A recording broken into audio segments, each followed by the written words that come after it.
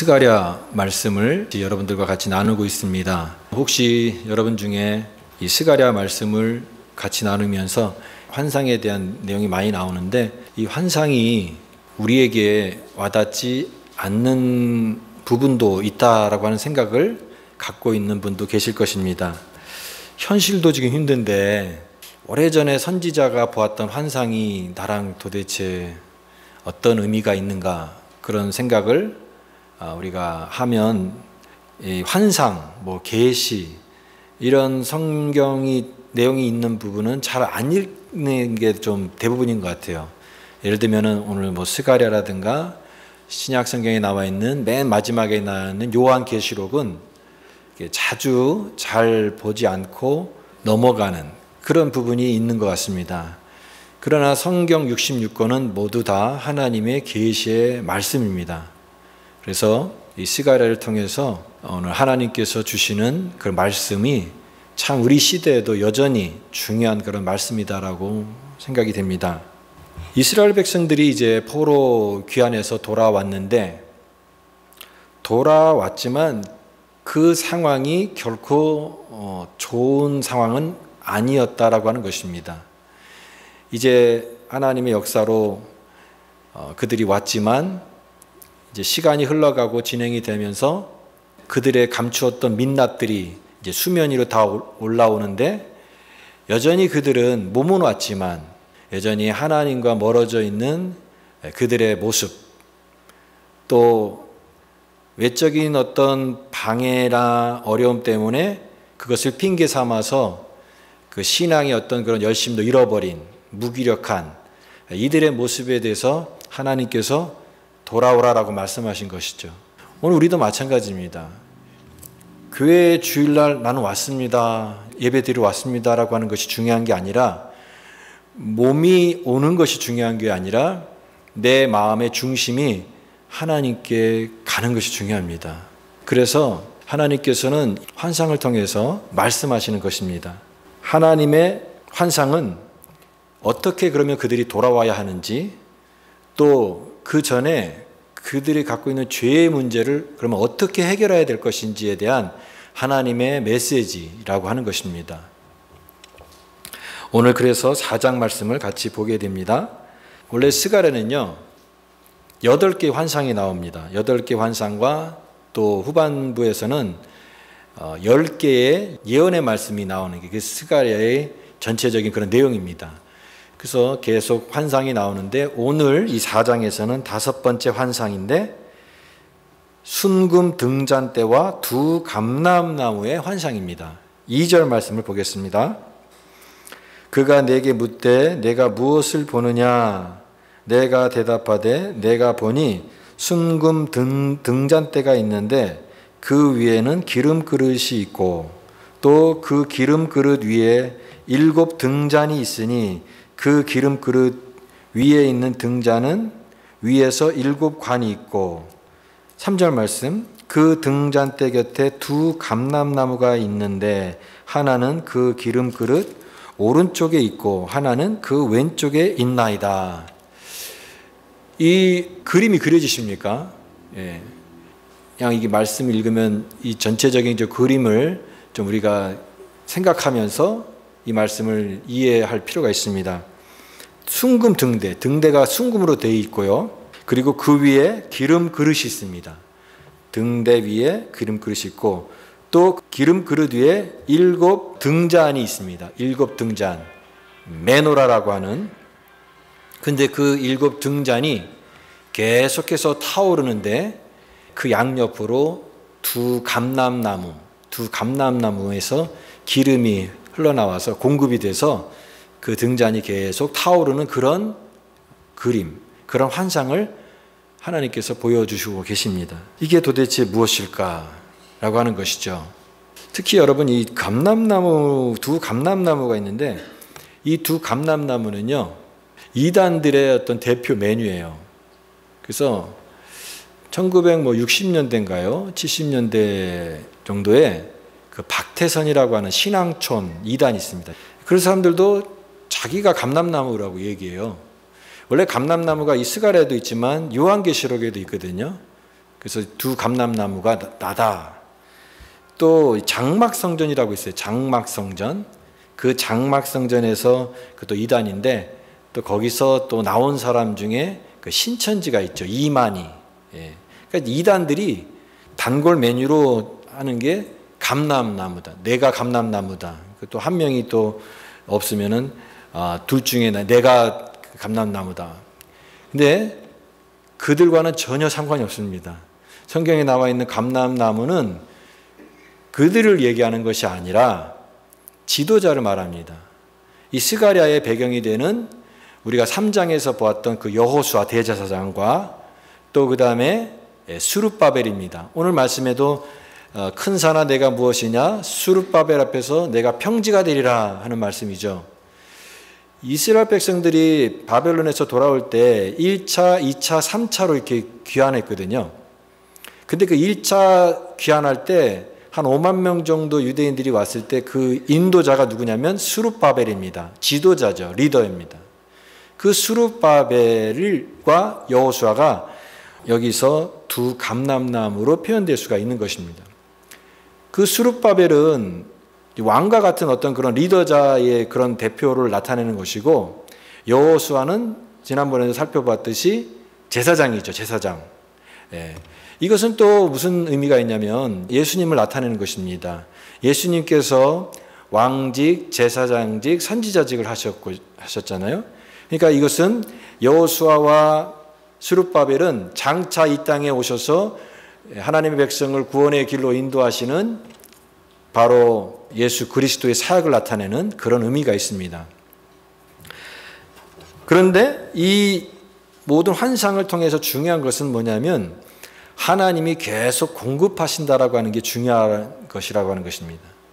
여러분 등잔의 불이 어떻게 계속 타오를 수가 있겠습니까? 기름이 공급되는 거예요. 계속해서 감람나무를 통해서 공급이 되니까 이 기름이 계속 타오르는 그런 모습입니다. 이 얘기는 뭐냐면 이제 그들 백성들이 이 땅에 왜 왔느냐 성전 건축을 하기 위해서 왔고 그것은 그냥 눈으로 보이는 어떤 건물을 짓는 것이 아니라 이스라엘의 신앙의 어떤 정체성, 아이덴티티를 바로 이 신앙 공동체에 확인할 수 있는 그 성전을 지음으로써 하나님 앞에 우리의 신앙이 결집이 되고 자신의 정체성을 다시 한번 확인함으로써 무너진 그들의 어떤 그런 삶을 세우는 그 목표를 위해서 왔는데 여러 가지 어려움이 있잖아요. 외적들의 어떤 방해도 있고 여러 가지 이유를 들어서 그들은 그 진행을 하지 못하고 16년 동안 방치되는 그런 상황이 됐는데 그때에 하나님께서 이 스가랴를 통해서 주신 말씀은 바로 하나님이 그 일을 하실 것이다라고 하는 것입니다. 내가 그 일을 계속해서 올리브 나무에서 기름이 흘러나와서 등잔불이 타는 것처럼 하나님의 공급하심을 통해서 그 일을 완성하실 것이다. 성전을 완성하실 것이다. 하나님의 역사를 이룰 것이다 라고 하는 그것을 이 스가랴를 통해서 보여주고 있는 그 내용이 바로 오늘 내용이라고 하는 것입니다. 그러면 우리가 믿는 것은요, 하나님이 하신다라고 하는 것을 분명히 믿습니다. 하나님이 하나님의 일을 하실 것이다. 하나님이 하십니다라고 하는 사실 우리가 분명히 믿죠. 예. 그러면 인간은 그러면 아무 인간의 노력은 불필요한 것인가 이렇게 생각해 볼 수 있는데 여러분 그렇지 않습니다. 하나님이 하시는 일, 하나님의 주권을 가지고 하나님이 이 세상의 모든 일들을 하나님이 하십니다. 우리의 도움이 필요 없어요. 사실은 하나님이 다 하시기 때문에. 그러나 성경의 모든 말씀을 보면 하나님이 하나님의 일을 하시지만 또 우리의 어떤 그런 노력과 우리의 어떤 결단을 통해서 하나님께서 그것을 사용하셔서 하나님의 놀라운 일들을 이루신다라고 하는 것입니다. 오늘 여기에 나와 있는 감람나무, 두 감람나무, 여호수아와 스룹바벨로 대표되는 그런 일꾼들을 하나님이 세우시고 그들을 통해서 하나님의 위대한 역사를 이루어 가시는 그 비전을 보여주고 있는 내용이죠. 오늘도 하나님께서는요, 우리 가운데 일하십니다. 그 헨리 블랙갑이라고 한 분이 쓴 책이 하나님을 경험하는 삶, 줄여서 하경삼이라고 하는 책이 있는데요. 그 책을 한번 읽어보시기 바랍니다. 내용이 이런 거예요. 하나님을 경험하는 삶이 어떻게 가능하냐? 우리가 하나님을 어떻게 경험합니까? 나는 하나님을 경험한 적이 없습니다. 또 어떤 사람은 나는 매일매일 하나님을 경험하고 있습니다. 어제도 경험했고 오늘도 경험합니다. 이렇게 하나님의 경험에 대한 그런 내용들이 다를 텐데요. 거기서 얘기하는 것은 하나님을 경험하는 삶은 하나님 지금도 예전에 구약성경과 신약성경에만 나와서 역사하시는 하나님이 아니라 2023년을 살아가는 이 현대의 우리의 삶에도 하나님 우리 주변에서 계속 일하시고 계신 하나님이시다라는 것을 인정하면, 그러면 그 하나님의 일을 어떻게 경험할 수 있느냐? 내가 하나님의 그 일하심에 동참함으로써 그 순종을 통해서 또 하나님의 말씀을 내가 실천하는 삶을 통해서 오늘도 하나님이 살아계시고 역사하시는구나라는 것을 체험하게 될 때 하나님을 그때 경험하게 된다라고 하는 것입니다. 그러므로 우리가 두 가지예요. 신앙은 그냥 관망자가 될 것인가 아니면 적극적인 동참자가 될 것인가. 그냥 구경만 하는 사람은 감격이 없죠. 그런 일이 일어나고 나서도 이런 일이 일어났구나라고 하는 것을 그냥 인식할 뿐이지만, 그러나 내가 내 몸을 다해서 하나님의 일하심에 동참함으로써 그 일들이 이루어질 때 그때는 감격하는 것이죠. 하나님이 역사하시는 거예요. 그래서 간증하는 사람들 보면은 하나님이 이렇게 하셨습니다. 하나님 내 인생 속에 이런 놀라운 역사를 하십니다. 이런 간증과 고백을 하게 되는 이 생생한 신앙의 간증을 갖게 되는 것입니다. 저는 우리 성도들이 그런 신앙을 갖기를 원합니다. 관망자가 아니라 하나님의 일하심을 바라보면서 그 일에 동참함으로 하나님 지금도 역사하신 하나님을 체험하는, 하나님을 경험하는 그런 신앙을 갖는 저와 여러분 될 수 있기를 바랍니다. 그런데 그런 말씀을 믿으면서도 현실에는요, 큰 산이 느껴진다라고 하는 것입니다. 그들이 이런 하나님을 의지하고 왔는데, 그런데 현실은 여러 가지 사마리아가 거기 거주하는 그 사람들이 계속 성전 건축에 방해하고, 또 그런 방해를 받으면서 이게 우리가 이 일은 하나님 원하시는 뜻이 아닌가 보다라고 하는 그런 착각을 하고 오해를 하면서 그 일이 16년 동안 방치되고 그들도 신앙적으로 굉장히 후퇴하고 나태하게 되는 그런 상황이 되었다라고 하는 것입니다. 그래서 그 모든 상황들이 큰 산같이 여겨집니다. 신앙에 열심히 가져야 되는데 힘이 없는 거예요. 이런 내적인 어떤 그런 동기부여도 안 되고 그런 어떤 나태에 빠져있는, 무기력에 빠져있는 그 상황 속에서 이게 큰 산과 같이 느껴지는 것이 있습니다. 저는 이 스가랴 4장 말씀을 읽으면서 우리에게 그러면 큰 산이 뭘까? 그 당시에 스가랴 상황 때는 그런 상황들이 큰 산처럼 여겨졌다고 한다면, 오늘 우리 공동체 또 우리의 어떤 신앙의 모습 속에 있는 큰 산에 대해서 계속 한번 묵상해 보게 되었습니다. 제가 지지난주에 시카고에서 열리는 우리 PCUSA 한인 컨퍼런스에 다녀왔는데, 그 주제가 뭐였냐면 교회여 담장을 넘어라 였어요. 교회여 담장을 넘어라. 그러니까 개교회들이 어떤 그런 작은 울타리, 자기만의 어떤 그런 담장 안에서만 갇혀 있는 것이 아니라 이 세상을 향해서 복음을 들고 담을 넘어서 적극적으로 사역을 하고 선한 영향력을 끼치는 그런 교회에 대한 그림을 추구하는 그런 주제였습니다. 여러분, 우리 PCUSA 안에, 우리 미국 장로교 안에 교회가 몇 개인지 아십니까? 9,300개 정도 돼요. 그 중에서 한인교회는 350개 정도 됩니다. 350개. 근데 여러분, 저는 이 시대 속에서 이 미국 장로교회 또 우리 한인교회 또 이 미국이라고 하는 현실 속에서 모두 다 공통적으로 얘기하는 게 뭐냐면 미국이 선교지다라고 하는 거예요. 예. 선교지 하면은 아프리카, 또 동남아시아, 말레이시아, 방글라데시 이런 생각을 하잖아요. 그러나 여러분, 우리가 사는 이 미국이요, 사실은 선교지예요. 예. 우리는 미국 장로교 안에 있는 한인교회로서 우리가 갖고 있는 어떤 정체성과 또 우리의 비전들에 대해서 생각할 때에 제 마음속에는 어떤 것이 있었냐면 이 시대가 만만치 않다라고 하는 것입니다. 지금 이 시대에는요, 많은 변화를 겪고 있는 그런 시대예요. 특별히 여러분도 뉴스를 보거나 그런 걸 접하게 되면은 이 기후변화, 이 환경변화가 얼마나 심합니까? 예전에는 지구온난화라고 해서 글로벌 워밍이라고 했잖아요.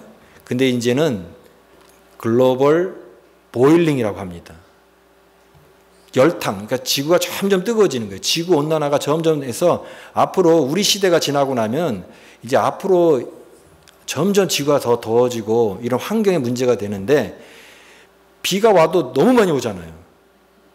그래서 수많은 사람이 죽고 또 무슨 지진이 나서 엄청나게 많이 죽고 이런 세계적 재난들이 점점 가속화되는 그런 시대에 살고 있습니다. 또 이 젊은 세대들이 또 교회를 점점 떠나는 그런 시대예요. 이 세상에 많은 사상과 조류들이 있어서 거기에 휩쓸려 살다 보니까 우리 신앙의 정체성도 잃어버리고 살아가는 그런 시대 속에서 우리가 한인교회로서의 부름의 자리를 확인하고 있는 것입니다. 제 마음속에는 이런 것이 있죠. 우리 신앙을 잘 지켜야 되는 것이 중요하지만 또한 두 번째는 우리의 신앙을 다음 세대에 계승해야 되는데 만약 그 계승을 하지 못한다고 한다면 우리 앞으로 20년, 30년 이후에는 과연 우리는 어떤 모습을 갖게 될 것인가라고 하는 것을 생각하게 되는 것입니다. 교회여 담장을 넘어라고 했는데 담장을 넘어서기는커녕 고립을 피하여 시들어가는 그런 모습이 되지 않을까라고 하는 그런 것을 생각할 때에 이것이 큰 담과 같이 느껴지고 큰 어떤 산과 같이 느껴지는 그런 모습이 있습니다. 여러분 우리 신앙적으로도 개인적으로도 마찬가지죠. 우리 앞에 어떤 일이 있을지 모르는 불안한 마음이 있습니다. 또 우리 자녀들은 어떻게 될 것인가. 이런 세상의 빠른 흐름 속에서 우리 자녀들이 그 신앙의 정체성을 잘 지킬 수 있을까라고 하는 그런 어떤 생각도 있습니다. 또 우리가 점점점 세월이 지나가면서도 우리의 신앙을 잘 이런 세상에 타협하지 않고 잘 지킬 수 있는 그런 굳건한 믿음을 유지할 수 있을까라고 하는 이런 모든 것들이 우리에게는 큰 산과 같이 여겨지고 때로는 큰 방해물, 장애물 같이 느껴질 수 있다라고 하는 것입니다.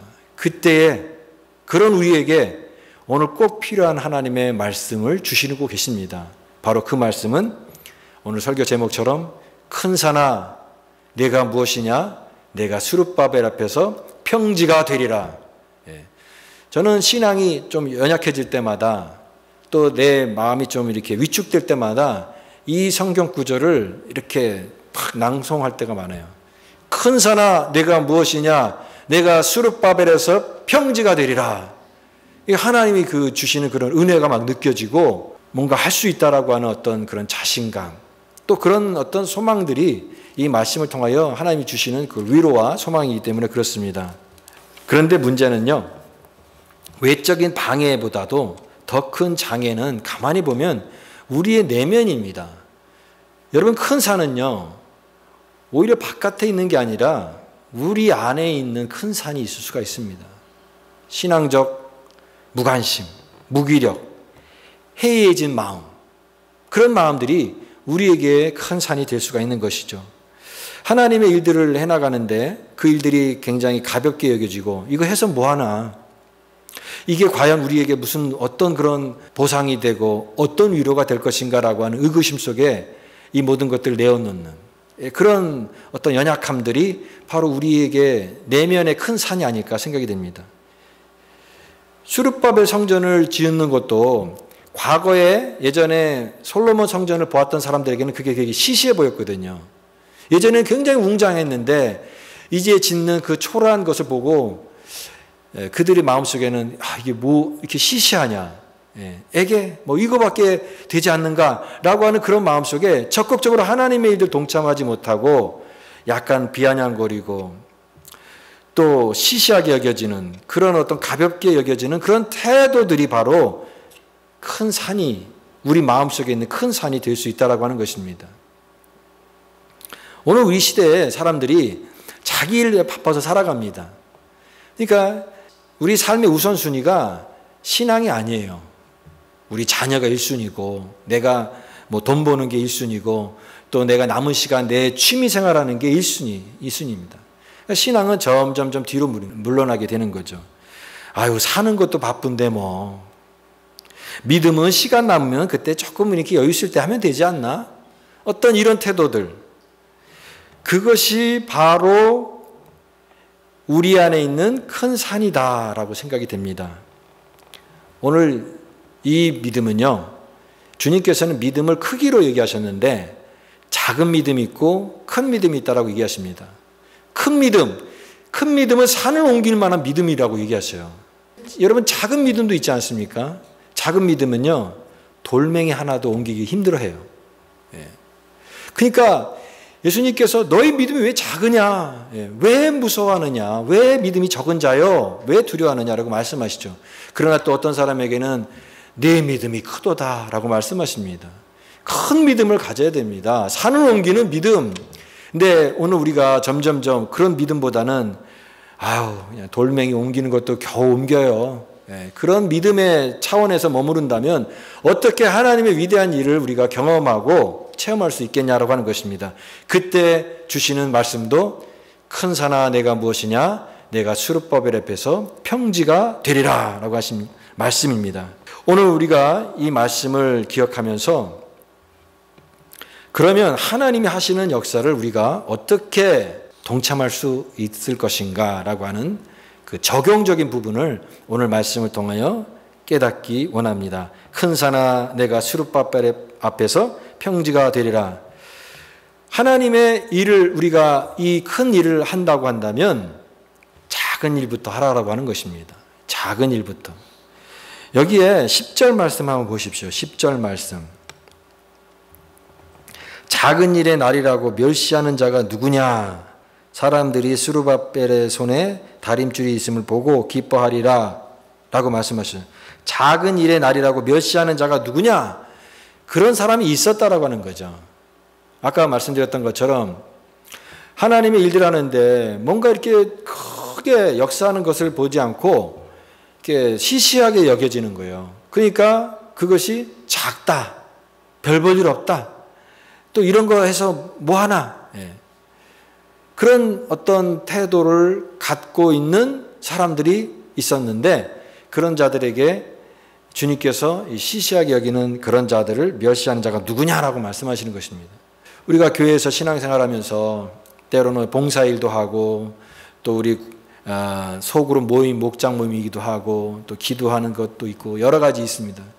근데 어떤 면에서는 그 모든 것들이 그냥 별 볼 일 없이 느껴질 때가 또 있잖아요. 내가 하는 일들이 더 바쁘기 때문에 그런 일을 등한히 할 때가 있지 않습니까? 그러나 여러분, 중요한 것은요, 하나님의 일들은 큰 역사, 뭐 홍해를 가르고 뭐 요단강을 가르고 하는 그런 역사뿐만이 아니라 내 삶 속에서 일어나는 작은 일상들 속에서도 하나님의 역사가 있다라고 하는 것입니다. 그것을 볼 수 있는 눈이 영적인 눈인 것이죠. 우리의 신앙의 깊이가 되는 것이고. 그래서 작은 일을 가볍게 보지 말라라고 하는 거예요. 작은 일에 순종하는 자들이 되어야 된다라고 하는 것입니다.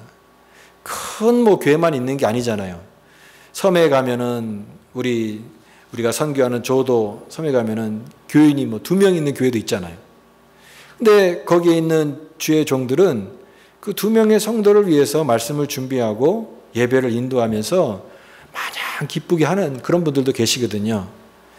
내게 맡겨진 그런 작은 일들이 작은 일이 아니라 하나님 나라의 한 부분이라고 여기는 그 섬김에 기쁨이 있고 감격이 있기 때문에 하는 것이지, 이 세상의 어떤 차원으로 크다 작다를 논하는 그런 것은 불신앙적인 태도와 가깝다라고 하는 것입니다. 그래서 작은 일에 보람과 기쁨을 느끼는 그런 주의 종들이 되어야 된다. 여러분에게 하나님의 교회를 섬길 수 있는 기회를 주셨을 때 여러분 그 일이 작다 여기지 마시고 그 일에 주님을 섬기는 마음으로 해보시기 바랍니다. 주님 사랑하는 마음으로 섬기고 봉사하고 일할 때 하나님께서 그 일을 통하여 하나님의 놀라운 은혜를 우리에게 주실 줄 믿습니다. 이것이 오늘 말씀을 통하여 깨닫는 적용이에요.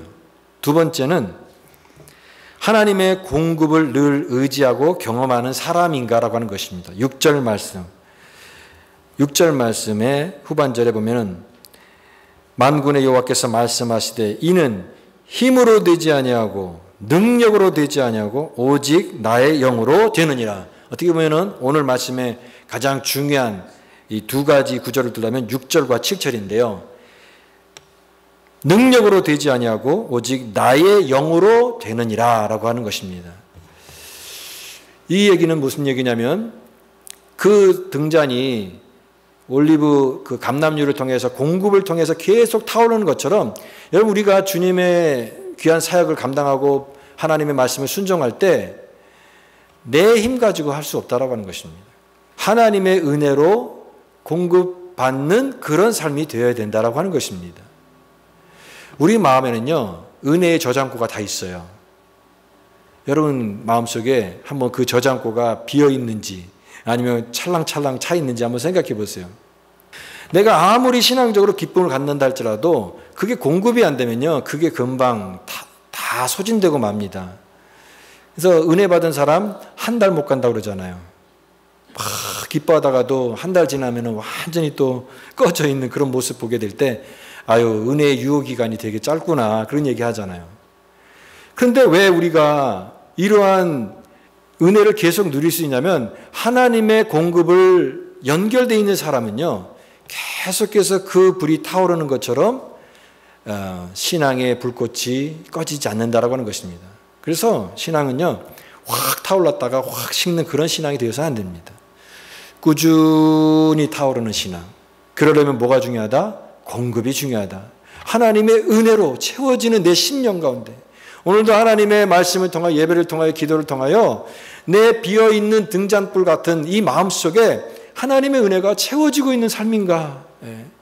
그래서 내 안에 이런 소망이 넘치고 기쁨이 넘치고 은혜가 넘치는 그런 삶, 그것이 바로 하나님 기뻐하시는 그런 믿음의 삶인 줄 믿습니다.